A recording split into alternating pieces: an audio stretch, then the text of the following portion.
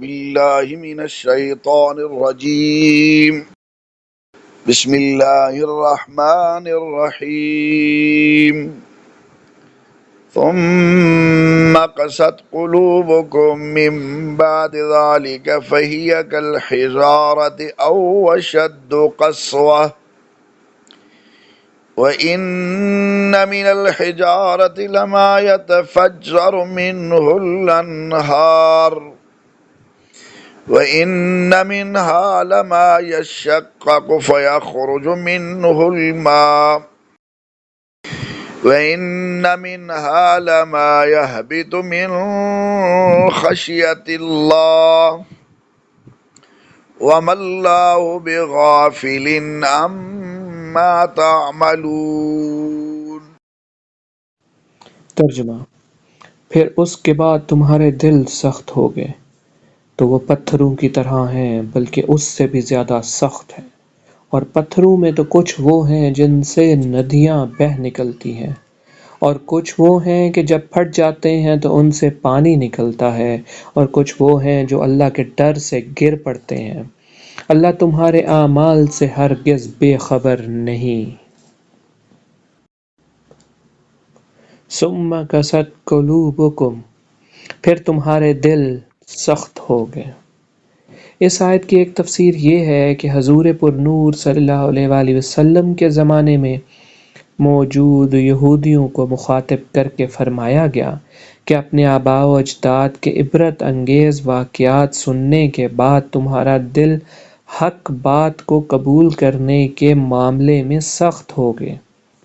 اور وہ شدید سختی میں پتھروں کی طرح ہیں، بلکہ اس سے بھی زیادہ سخت ہیں، کیونکہ پتھر بھی اثر قبول کرتے ہیں کہ کچھ پتھروں سے ندیاں بہہ نکلتی ہیں، کچھ ایسے ہیں کہ جب پھٹ جاتے ہیں تو ان سے پانی نکلتا ہے، اور کچھ وہ بھی ہیں جو اللہ تعالیٰ کے ڈر سے اوپر سے نیچے گر پڑتے ہیں،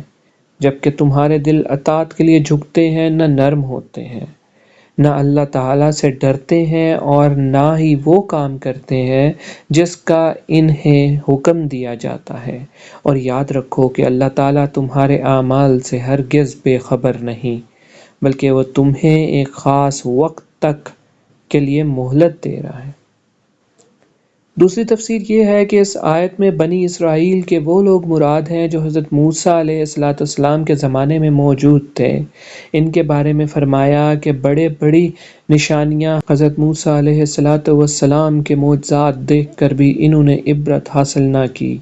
ان کے دل پتھروں کی طرح ہو گئے ہیں بلکہ ان سے بھی زیادہ سخت، کیونکہ پتھر بھی اثر قبول کرتے ہیں کہ ان میں کسی سے ندیاں بہہ نکلتی ہیں، کوئی پتھر پھٹ جاتا ہے تو اس سے پانی بہتا ہے، اور کوئی خوف الہی سے گر جاتا ہے، جیسے اللہ تعالیٰ کو منظور ہوتا ہے، لیکن انسان جسے بے پناہ ادراک اور شعور دیا گیا ہے،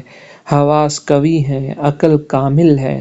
دلائل ظاہر ہیں، عبرت و نصیحت کا موقع موجود ہے، لیکن پھر بھی اللہ تعالیٰ کی اطاعت اور بندگی کی طرف نہیں آتا۔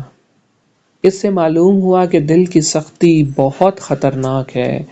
اللہ تعالیٰ نے ارشاد فرمایا،